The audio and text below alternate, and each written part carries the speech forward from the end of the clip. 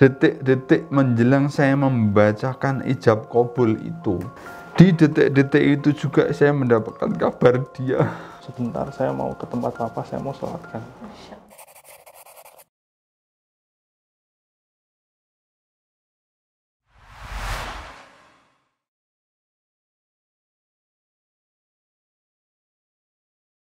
Assalamualaikum warahmatullahi wabarakatuh. Selamat pagi sahabat NH. Kali ini kita temanya tidak hanya dengan satu narasumber, tapi dengan dua narasumber sekaligus. Yang satu adalah pejuang COVID yang sudah dinyatakan sembuh, dan yang satu adalah dari keluarga, dan juga sekaligus nanti akan memberikan sedikit pencerahan.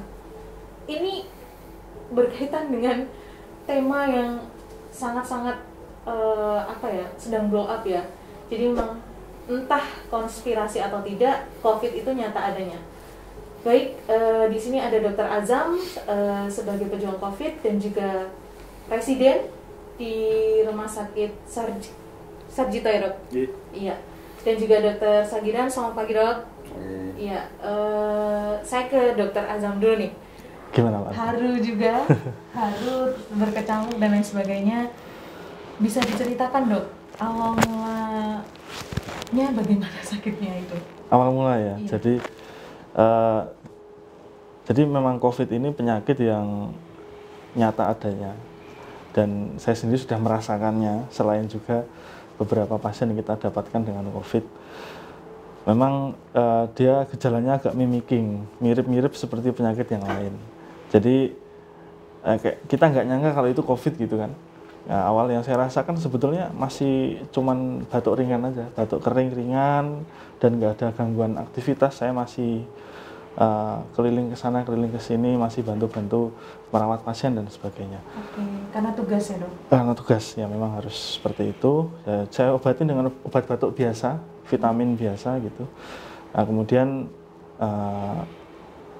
tiba-tiba rasanya itu ditambah dengan sensasi kayak sempoyongan gitu, Pak. Jadi badan rasanya kayak melayang-layang. Itu hari pertama? Hari kedua. Hari kedua? Ya, hari kedua rasanya. Tadi ya, Dok? Cuman masih saya tahan, nggak masalah lah, masih lanjut gitu. Saya kira paling cuman dehidrasi atau kurang makan gimana, jadi saya tambah asupan kan, kayak gitu. Kemudian mulai hari ketiga tuh mulai sore itu agak kayak demam sedikit, jadi 37,6 gitu, anget-anget biasa gitu. Nah itu saya mulai nggak bisa banyak aktivitas, jadi mulai harus rebahan kayak gitu. Nah hari berikutnya saya sudah nggak bisa untuk mobilisasi begitu? Mobilisasi minimal sekali, sudah kayak berat sekali gitu, udah susah banget. Nah tapi ya tadi diobatin biasa, terus udah enak lagi gitu. Nah terus hari berikutnya saya rapid. Nah itu cek hari ke 1, 2, 3 berarti keempat. Hari ketiga rapid. Hari keempat rapid. Oh, hari keempatnya hari rapid. keempat rapid. Qadarullah hasilnya negatif. Non reaktif ya, berarti. Rapidnya negatif. Dari ronsen torak juga tidak spesifik adanya COVID kayak gitu. Nah kemudian karena sudah negatif kan, saya aman santai. Hari berikutnya hari Senin, saya ingat itu hari Senin saya masih masuk, tapi sorenya udah nggak kuat. Saya pulang. Nggak kuatnya tuh gimana, Dok? Udah lemes. Ya. Berarti sudah nggak bisa gerak sama sekali? Iya, atau? tadi lunglai tadi kayak sempoyongan tadi. Sadar? Sadar, masih sadar, cuman udah nggak kuat. Nah ini di hari Senin saya pulang ke rumah mertua, waktu itu istri saya di sana sama anak-anak. Hari Selasa saya masuk ke Nur Hidayah. Di Nur Hidayah saya masuk dengan tipes karena sudah hari ke-5 berarti ya, ke-5 ke-6. Nah baru kemudian di swab hari berikutnya di Nur Hidayah, keluar hasilnya positif swabnya. Hari ke-6? Berarti itu hari ke-6, 7 ya, 6 sampai ke 7 keluar positif, langsung dirujuk ke Sarjito karena sudah bergejala. Nah, berarti ketika jenengan sudah di swab positif, kemudian di NH, waktu itu di Rumah Sakit Nur Hidayah, semuanya di tracing ya? Nah, kalau tracingnya sepertinya iya, jadi semuanya tracing. Kalau nggak salah juga ada perawat yang positif juga waktu itu merawat saya gitu ya. Tadi karena kita masih blind, sama-sama nggak tahu kan. Kalau keluarga juga di tracing? Keluarga juga di tracing, semuanya di tracing. Oke, berarti jenengan hari ke-7 dirujuk ke Sarjito. Sarjito aja. Ke dokter Sagirannya. Saya sudah nangis.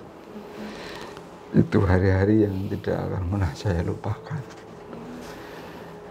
Karena di tengah saya mempersiapkan pernikahan putri bungsu saya. Hari itu. Kemudian kakaknya sakit dan saya tunggui semalaman. Saya ingat persis itu. Dia dalam posisi kepayahan. Itu tanggalnya tanggal 12. Kemudian hasilnya positif COVID. Saya tambah merasa ini bencana apa? Kenapa saya? Kalau pemirsa tahu video-video saya di channel YouTube saya sudah berjuang untuk COVID ini sejak pertama kali ada di Indonesia, di Bantul. Saya kesana kemari mencari APD, saya bagikan ke teman-teman dokter, ayo berjuang. Saya bagikan ke klinik-klinik. Saya sadarkan semua orang untuk siaga dengan COVID ini. Saya ajarkan doa-doa terbaik. Saya beri ramuan-ramuan dan berbagai macam cara untuk menanggulangi. Tapi kenapa saya yang juga harus diuji dengan ini gitu? Saya bertanya, tapi saya jawab sendiri, ya karena kamu harus secara totalitas memimpin umat ini, menyadarkan semuanya bahwa ada rahasia Allah yang akan disampaikan pesannya secara total kepada umat manusia melalui kalian semua. Sehingga dengan titik kesadaran itu saya kemudian menjadi bangkit. Ayo nak, kuatkan, apapun dilakukan.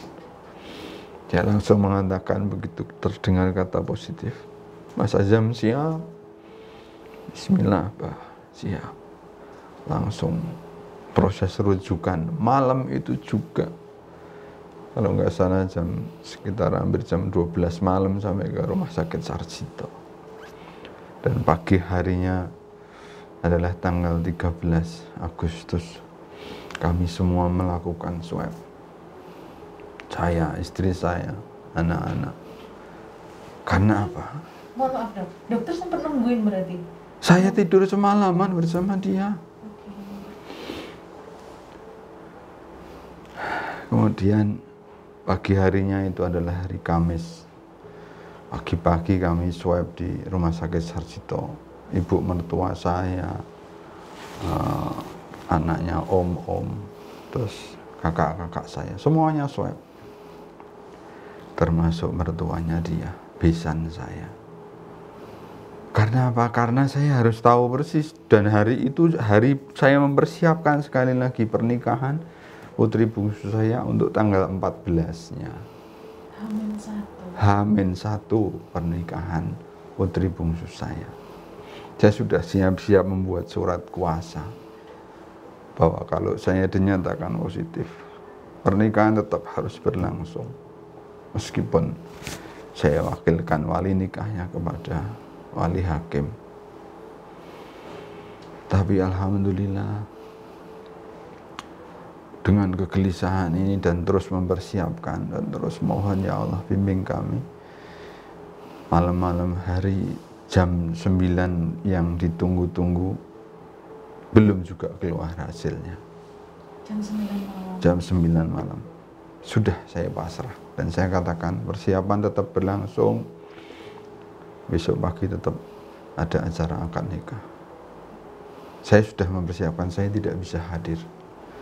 Sudah ngomong ke saya harus kuat begitu ya. Kemudian jam 7 pagi, bayangkan. Di hari pernikahan itu? Jam 7 pagi di hari pernikahan. Kabar ini baru ada bahwa alhamdulillah saya negatif. Masya Allah. Kemudian pemirsa bisa bayangkan bagaimana wajah saya. Silahkan dilihat. Saya pun juga akhirnya melihat, Masya Allah, ini wajah yang separuh nangis, separuh senyum. Masya Allah. Karena detik-detik menjelang saya membacakan ijab kabul itu, yakni pada hari Jumat tanggal 14 Agustus jam 9 pagi. Di detik-detik itu juga saya mendapatkan kabar dia harus masuk ICU, harus dipasang alat bantu nafas. Itu sesuatu yang sangat sulit untuk dijalani. Saya hanya bisa nangis pasrah. Tapi lagi-lagi Allah mengutus saya untuk masalah ini bisa menjalani, baik untuk ngurus dia yang sedang di ICU dan kemudian melangsungkan pernikahan putri bungsu saya.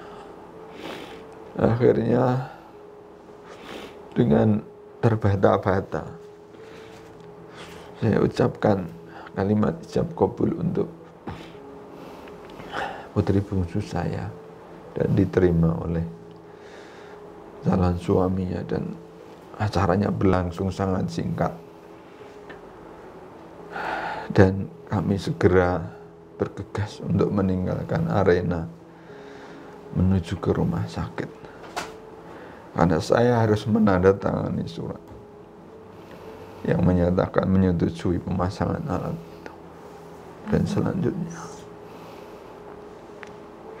saya sudah tidak punya harapan apapun kecuali meneruskan rasa tawakal dan rasa husnudzon pada Allah. Sudah, itu saja. Allah pasti pilih yang terbaik untuk saya. Sudah. Teman-teman, bisa disaksikan ya, berarti memang senyatanya memang COVID itu ada, namun qadar Allah ya, istilahnya qadar Allah, keluarga yang menunggui, bahkan kalau dari tracing itu ada yang positif, dok. Nah, makanya ini betul-betul saya harap setelah semua pemirsa menyaksikan tayangan ini, tolong berhenti berpikir bahwa COVID ini permainan, COVID ini konspirasi, COVID ini mengada-ada, beritanya dibesar-besar. Tolong akhiri itu. Tahu nggak? Itu menyakitkan kami yang begini. Kami yang sejak awal sudah berjuang. Bahkan kami mengalami penderitaannya langsung. Coba, kalau masih dibilang ini hoak kayak ini apa itu, tolong. Nah, jadi kisah ini masih belum berakhir. Di antara keluarga yang di tracing, satu-satunya yang positif adalah mertua dia, berarti besan saya, Dr. Nurul Jakin, spesialis bedah. Kami di swab bersama. Kami masih bisa ya bercanda gurau untuk menghibur diri. Tapi ternyata beliau positif. Hari itu segar bugar. Cuma beliau menyatakan, Dek, mohon maaf saya nggak bisa menghadiri pernikahan putrinya karena saya harus isolasi. Iya mas, minta doanya saja. Oke, berarti hanya isolasi waktu itu? Iya. Berlangsung 1 dan 2 hari. Kemudian dia ada di ICU. Tapi kemudian beliau menunjukkan gejala dengan demamnya, dengan gangguan perutnya. Dan akhirnya beliau pun dirawat. Dirawat di Rumah Sakit Sarjito. Langsung ICU. Bahkan kemudian masuk di ruang yang sama dengan dia. Ruangan berarti, Dok? Beliau sudah saling ketemu dan saya nggak tahu, silahkan tanya sendiri bagaimana akhirnya pemirsa, mertuanya beliau pisan saya akhirnya dipanggil oleh Allah dengan perantaraan COVID ini. Ini memang kuasa Allah benar. Artinya Dokter Sagiran sebagai ayah sudah menunggui positif COVID tapi tidak positif. Sementara Dokter Jakin yang mungkin tidak terlalu kontak dengan Dokter Azam ataupun dari mana lah, kita nggak pernah tahu, tapi positif dan langsung menunjukkan gejala, langsung masuk ICU. Bisa diceritakan, Dok? Ya, ini memang kalau kata Abah tadi, ini qadarullah ya semuanya. Ketika saya merasakan gejala dan sudah rapid negatif, tadi saya cerita, saya pulang ke mertua, ke Nogosari ya, ke Bantul. Saya kira hanya pilek biasa, saya masih ingat. Kemudian saya nggak kuat, saya tidur, agak nggak nyaman badannya sama papa. Pas saya bangun mau makan itu ketemu papa, kami biasa ngobrol di meja makan. Papa selalu memberi ya motivasi di meja makan. Kemudian papa ngasih saya obat. Ya waktu itu saya ingat ada azitromisin, dikasih antibiotik, kemudian ada vitamin yang masih baru beliau keluarkan, ini Azam minum vitamin ini biar tambah kuat gitu. Kemudian saya minum. Saya nggak nyangka bahwa itu adalah pertemuan terakhir saya dengan beliau. Itu merupakan ya Allah suatu hal yang tidak saya bayangkan gitu. Kemudian ketika beliau di tracing, beliau masuk ke Gatot Kaca, ruangan kami berseberangan. Jadi di ruangan ini ada dua sayap gitu, hanya berbatas kaca, jalan, kemudian kaca lagi. Mohon maaf, Gatot Kaca itu ruangan yang khusus? Ya, ruangan ya intensif care untuk pasien-pasien COVID di Sarjito. Saya bisa melihat tiang-tiang infusnya papa, kemudian bisa melihat monitornya papa. Cuman untuk papa sendiri saya memang karena harus agak naik gitu, waktu itu saya belum bisa bangun kan, jadi masih kondisi lemes juga, masih kondisi terpasang infus ya 2 jalur, jadi saya masih sholat aja masih tayamum, wudhu masih tayamum, sholatnya masih duduk, jadi saya belum bisa bangun.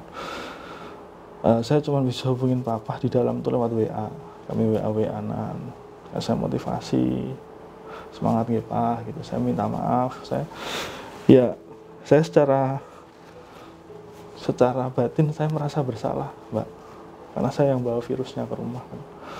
Saya tidak tahu lagi gimana saya harus mengungkapkan maaf ini gitu, dimana saya merasa bahwa walaupun saya tahu mungkin bukan berasal dari saya ya, mungkin dari tempat beliau bekerja atau dari mana, tapi waktu itu saya kondisi masih pakai alat bantu nafas, saya juga merasa drop sekali karena ya Allah, gara-gara saya gitu di rumah bisa seperti itu papa. Dan saya lebih kaget lagi ketika mendengar kabar bahwa simbah mertua saya yang serumah dengan kami juga positif, yang dirawat di ruang cendrawasih waktu itu. Jadi kami serumah 3 sekaligus yang kena, saya, mertua saya, dan yang mertua saya dirawat bersamaan di Sarjito. Nah itu saya semakin banyak istighfar dan ya Allah ada apa ini gitu. Kemudian kami WA terakhir saya dengan Papa adalah kami motivasi Pak, tetap dipakai NIV-nya, alat bantu nafasnya, semangat gitu. Mohon maaf Dok, ketika dipasang itu sakit tuh? Iya, nyeri banget. Jadi alat bantu nafas yang disampaikan yang tadi ditandatangani oleh Abah Sagiran itu memang bagus, tapi ada rasa nyeri ya, ada rasa nyeri yang ketika dipakai itu di rahang ini rasanya tercengkeram gitu. Cuman itu harus kita lalui. Jadi kita perlu motivasi untuk menjalani rasa itu gitu, menjalani rasa nyeri itu. Nanti ditutup ya, Dok? Iya, ditutup gini. Kemudian ada karetnya itu.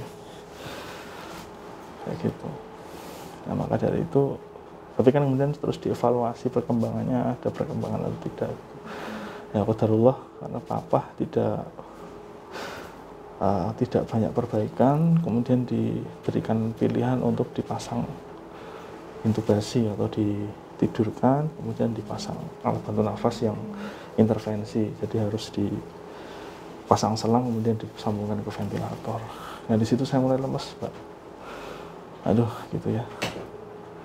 Memang alhamdulillah ada pasien-pasien yang sembuh kemudian dengan alat tersebut, tapi kita nggak tahu kan kemungkinannya seperti apa.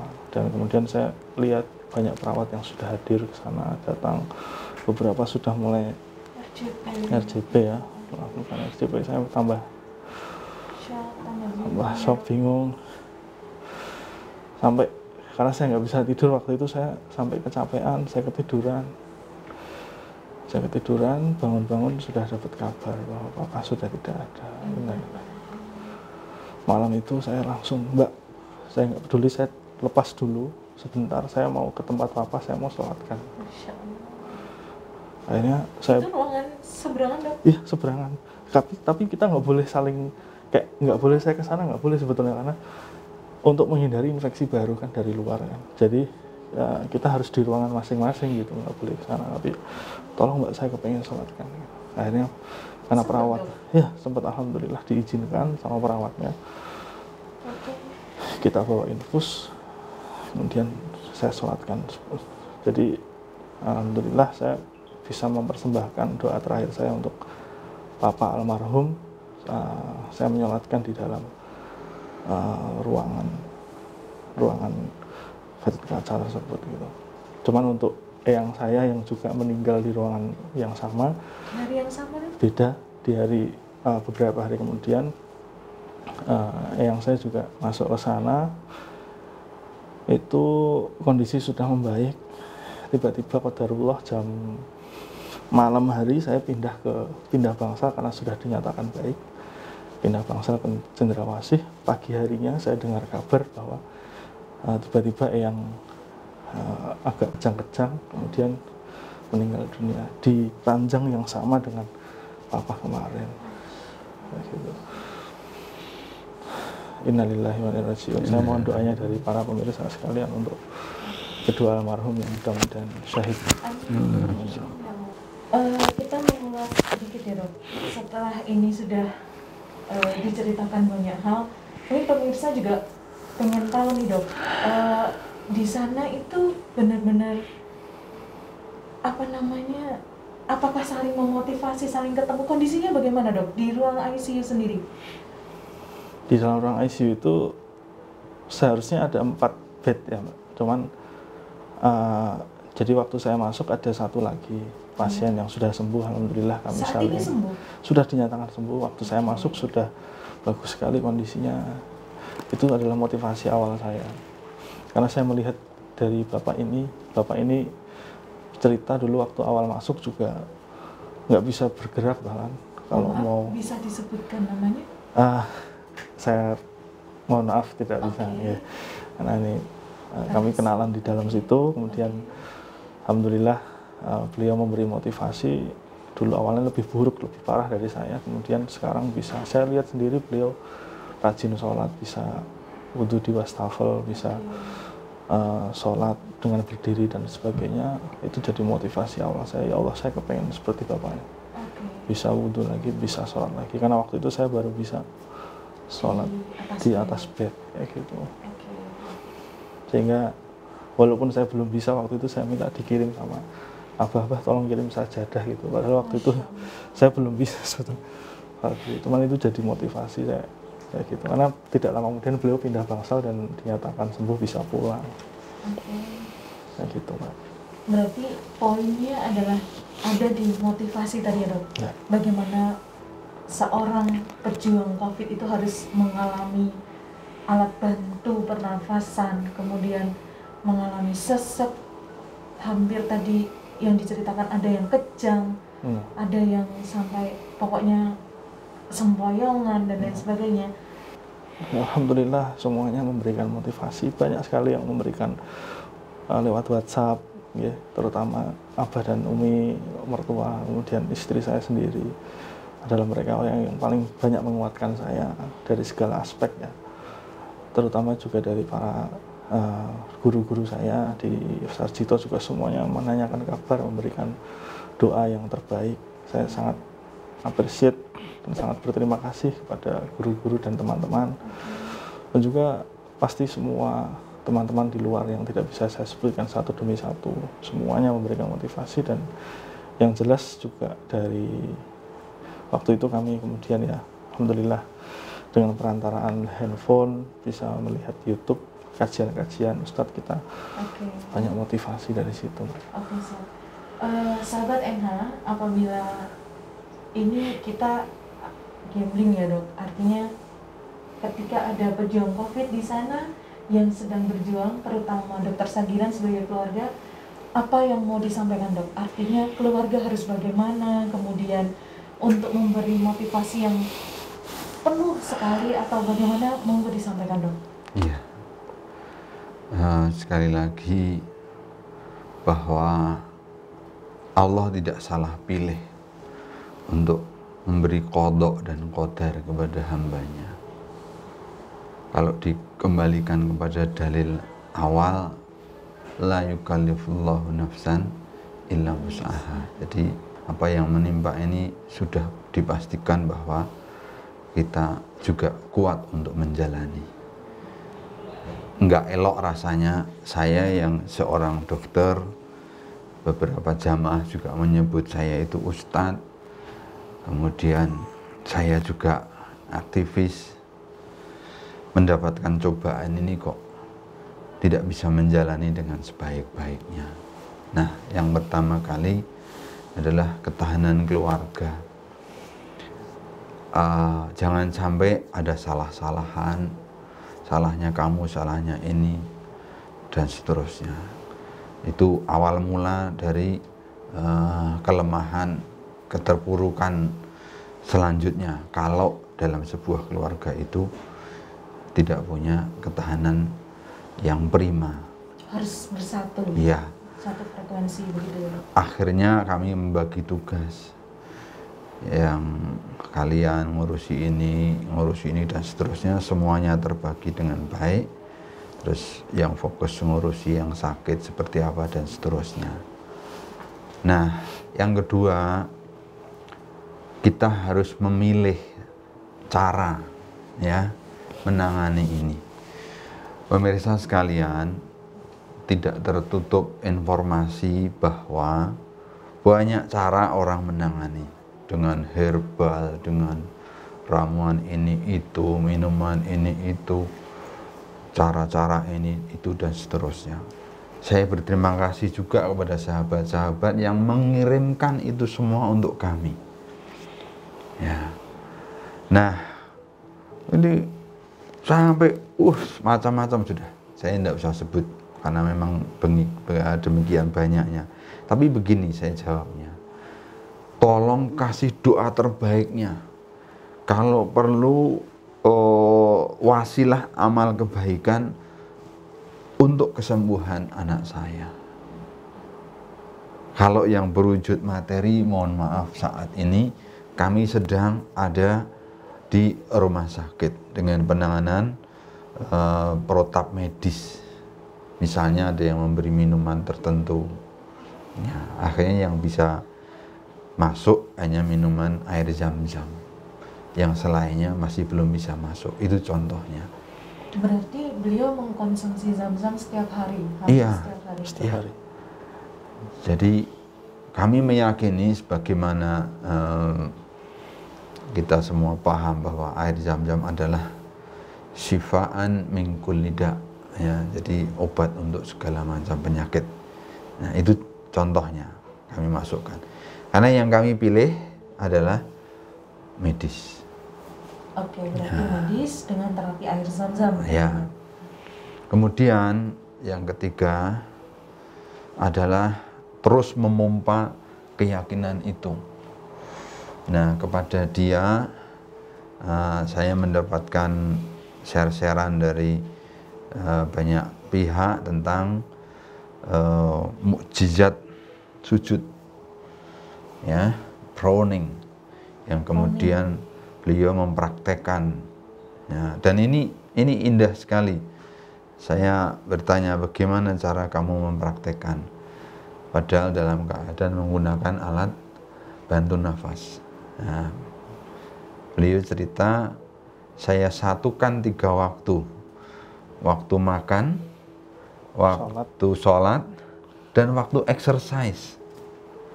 Nah, ini mungkin pemirsa sekalian bisa share bahwa itu cara-cara Mas Azam yang sudah terbukti sangat membantu, namanya ekspektorasi natural, ya. Jadi, pengeluaran dahak. Ya, pengeluaran dahak. Mungkin bisa tanya gimana itu. Iya. Nanti dibahas dalam segmen tersendiri saja. Itu sangat luar biasa. Inilah kemukjizatan sujud, ya. Nah, yang keempat, ini yang betul-betul tidak kalah pentingnya, tadi Mas Azam juga sudah nyebut, memang support eksternal. Ada sahabat saya, dokter Susi, spesialis bedah saraf di Medan, yang begitu beliau tahu bahwa Mas Azam masuk dirawat COVID, langsung mengerahkan rumah yatim se-Indonesia untuk membuat doa bersama. Ini luar biasa ini. Saya tidak ngerti dari mana kemudian datang itu kesembuhan, Allah kirimkan lewat yang mana, kita tidak ngerti. Makanya mohon maaf kepada yang tadi kirim-kirim properti untuk membantu kesembuhan, sebagian bisa saya sampaikan, sebagian tidak, bukan apa-apa. Karena kami tadi poin kedua, kami memilih protokol pelayanan medis dengan step-stepnya. Ya. Tetapi yang selain itu, saya yakin itu cara-cara Allah mendatangkan kesembuhan. Bayangkan, doa anak yatim seluruh Indonesia. Itu Masya Allah itu.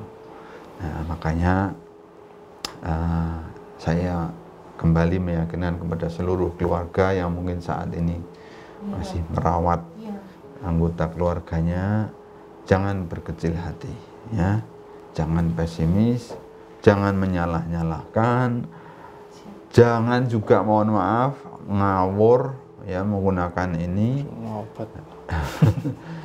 Terus pilih satu, kemudian ikuti. Jadi saya mungkin bisa maksa, entah maksa dia atau maksa, mohon maaf ya, residen itu kan kolega saya, tolong apa dan seterusnya, bahkan itu junior adik kelas atau bahkan murid-murid saya. Tapi enggak, saya tetap taat protokol. Bahkan yang hari-hari merawat dia ternyata juga teman dia, murid-murid saya. Tapi saya tetap taat azas. Ya, jadi saya enggak arogan gitu nanti. Tolong ini dimasukkan gitu-gitu ya. Iya. Oke, berarti memang yang terkuat adalah motivasi ya dok dari keluarga. Satu lagi dok, mungkin pertanyaan netizen ya ini. Jadi respon masyarakat terhadap keluarga dokter Sagiran untuk itu, dan bagaimana cara mengatasinya tentunya? Iya, di awal-awal selalu data pasien positif COVID disembunyikan. Oke, betul. Kenapa? Karena stigma. Oke. Bahkan saya di salah satu tayangan YouTube saya juga, saya sempat menyoroti, jangan di stigma. Nah, oke. Nah, ketika kemudian saya sendiri mengalami, insight saya berubah. Karena sebelumnya data positif disembunyikan, masyarakat menstigma, terus mohon maaf, data itu keluar tapi dalam bentuk berita lelayu, betul? Oke, betul. Ini tidak boleh terjadi. Waktu itu langsung saya balik pikiran saya. Mending saya buka sekarang. seakan-akan saya mengatakan dengan berbagai tayangan dan apapun, woi saudara-saudara, nih loh, saya yang sudah begini kena, tapi tidak apa-apa, saya rela, saya tidak protes, tapi lihat saya berikhtiar dan tolong kalian semua doakan saya, bantu saya, gitu. Sebelum terjadi tadi ya. Jangan sampai beritanya keluar dalam bentuk seperti sebelum-sebelumnya. Justru ini saya keluarkan. Dan beberapa teman kolega saya sempat konfirmasi, dok, bener dok, boleh dibuka? Oh silahkan. Tapi tolong akhiri dengan bahwa saya minta doanya, saya minta supportnya. Nah, jadi sejak itu rupanya tata cara saya itu ditiru banyak orang. Gitu, ada yang positif justru diomongkan terus minta doanya. Masyarakat gimana dok? Maksudnya artinya menerima dengan itu? Saya justru melihat setelah itu responnya luar biasa. Semua kirim WA, semua dan seterusnya, dan tadi properti itu kan bentuk dari kepedulian mereka dan ya, jadi iya, jadi justru harus begini. Jadi jangan dibuat ini stigma, jangan. Bagaimana kekuatan doa itu benar-benar merubah apa ya dok? Seolah-olah memang doa itu kuat sekali selain dari ikhtiar medis tentunya, dan juga support dari keluarga itu juga merupakan kunci dari kesembuhan ternyata. Sahabat, jadi memang sekali lagi COVID itu ada. Dan terakhir ini dok, bagaimana pesan panjenengan dan juga Dr. Sagiran nanti untuk masyarakat yang saat ini mungkin sudah lelah, mungkin sudah aduh ini udah lama banget nih, pengen liburan, pengen apa dan lain sebagainya, monggo disampaikan. Saya dulu. Pesan, monggo. Ya, terima kasih. Ya alhamdulillah kita masih berada di situasi yang baik saat ini, selamat dan masih bisa menonton video ini. Yang jelas pada masyarakat, penyakit COVID ini belum berakhir. Ya, the new normal memang sudah jalan, tapi ada gelombang kedua yang diprediksi mungkin, ya naudzubillah, itu bisa lebih berat dari serangan yang pertama kemarin. Sehingga pada masyarakat saya mohon untuk tidak terlena dengan kondisi yang sudah membosankan ya mungkin. Tapi kalau kita mau bersabar, beberapa bulan kita bisa menahan diri sehingga virus ini bisa mati dengan sendirinya. Mudah-mudahan nanti kita bisa selamat nol dari penyakit ini. Saat ini bangsal yang saya tinggalkan kemarin di ICU masih penuh. Bahkan di bangsal-bangsal COVID juga penuh. Jadi semakin bertambah lagi pasien-pasien kita. Kasusnya meningkat terus. Kasusnya meningkat terus. Sampai hari ini juga masih sulit untuk merujuk ke Sarjito karena masih penuh. Jadi ini adalah bukti bahwa kita harus tetap berhati-hati. Dan bukti bahwa garda depan itu sebenarnya masyarakat. Iya, jadi garda terdepan di rumah sakit kita, tapi garda yang lebih depan lagi di tataran sosial, di kemasyarakatan adalah masyarakat itu panjenengan sendiri semuanya, kayak gitu. Terima kasih Dokter Azam. Sama Dokter Sagiran. Ada yang bertanya kepada saya, dok, apa enggak ini dibesar-besarkan? Toh penyakit kanker juga banyak yang meninggal. Toh penyakit TBC juga banyak yang meninggal. Saya jawab, iya memang. Tapi kanker dan TBC kita sudah bisa mengatasi. Dan yang meninggal itu yang memang sudah terprediksi meninggal. Jawabnya gitu. Sesuai fase. Ya, tapi untuk COVID ini banyak yang harusnya tidak meninggal, meninggal. Banyak yang harusnya nggak kena, kena. Nah, bahkan kita semua bisa bersama-sama untuk menyelesaikan ini. Nah, tinggal mau apa enggak? Nah, terus. Tapi kenapa beritanya dibesar-besarkan? Nah, saya jawab begini. Kalau ada kecelakaan lalu lintas, terus ada berita, terus jadi tabrakan, Bapak kok nggak bertanya, kok yang nggak tabrakan nggak diberitakan? Oke. Hah? Kenapa Bapak tidak bertanya berapa kendaraan yang melintas? Terus kenapa nggak diberitakan yang baik-baik katanya gitu? Oke. Terus satu lagi ini yang saya paling ngeres kalau mendengar. Oh yang mati cuman segitu aja kok. Apalagi ini yang banyak tersiar.